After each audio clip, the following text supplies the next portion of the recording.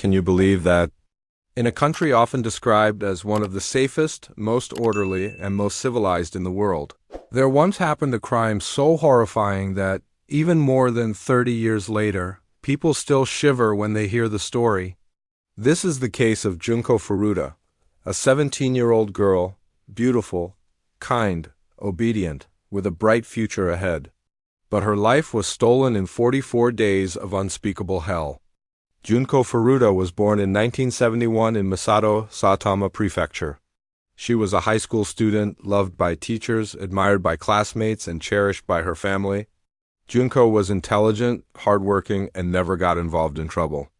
Her dream was simple. After graduation, she wanted to get a stable job and support her parents. Unlike many teens of her age, Junko never went clubbing, never smoked or drank, and never hung out with delinquents. She believed that as long as she worked hard, her future would be secure. But fate and human cruelty had other plans for her. On November 25, 1988, after finishing her part-time shift, Junko was riding her bicycle home. Suddenly, she was stopped by a group of young men. The ringleader was Hiroshi Miyano, only 18 years old, but already notorious for his violent reputation and ties with the Yakuza. At first, the boys pretended to be strangers passing by. One of them deliberately kicked Junko's bike, making her fall. Then another approached, pretending to be helpful, and offered to walk her home. But instead of safety, Junko was led into an abandoned warehouse, where Miyano and his friends ambushed her. They threatened to kill her family if she ever tried to escape. Then they dragged Junko to the house of Shinji Minato, one of the four main perpetrators.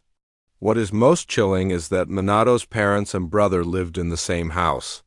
Yet they ignored everything, pretending nothing was happening, while Junko was imprisoned right under their roof. From this moment on, Junko's nightmare began. For the next 44 days, she was subjected to cruelty so extreme that even today, reading the records feels unbearable. Junko was repeatedly gang-raped, sometimes dozens of times a day, not only by the four boys, but also by countless others they invited over. It is estimated that more than 100 men assaulted her during her captivity. When Junko tried to secretly call the police for help, Minato's family discovered it. Instead of saving her, they reported it to the boys. As punishment, Junko was beaten until she could barely move. Every day she was starved, beaten with fists, sticks, and metal objects. Cigarettes were pressed against her skin, leaving burns everywhere. Hot wax from candles was dripped over her body.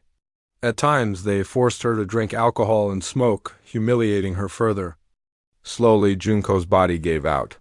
Her once lively face was swollen beyond recognition. Bones were broken, wounds infected, and her spirit was shattered.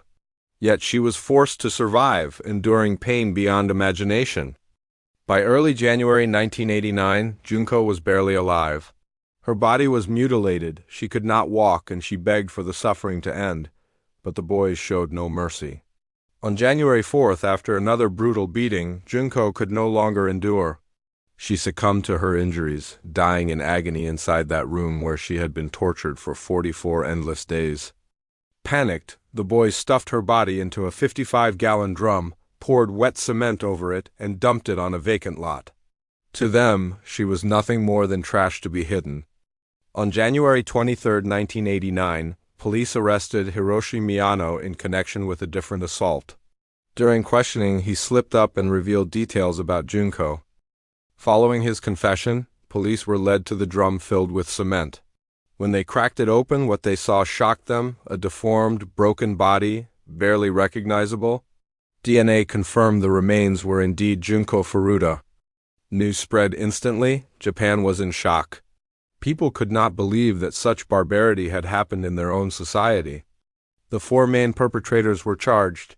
But here came the second tragedy, because they were all under 20 years old.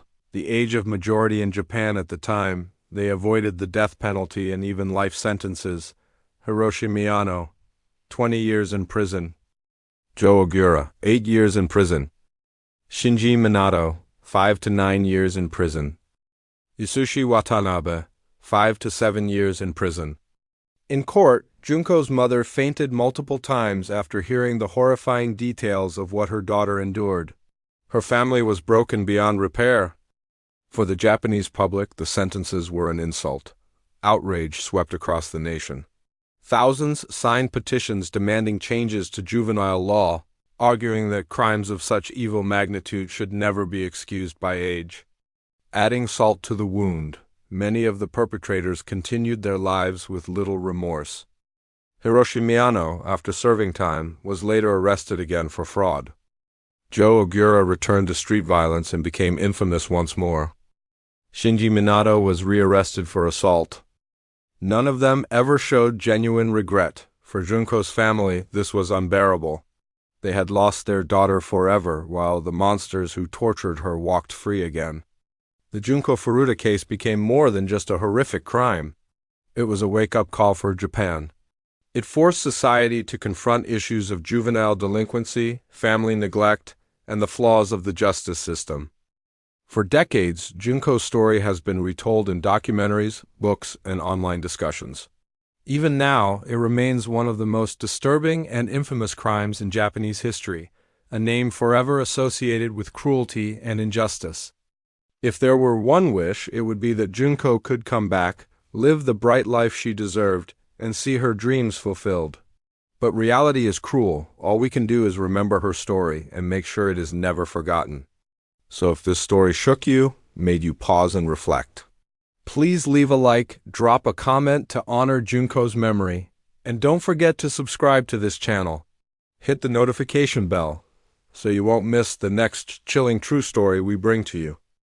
Because sometimes the scariest tales are not from horror movies but from real life.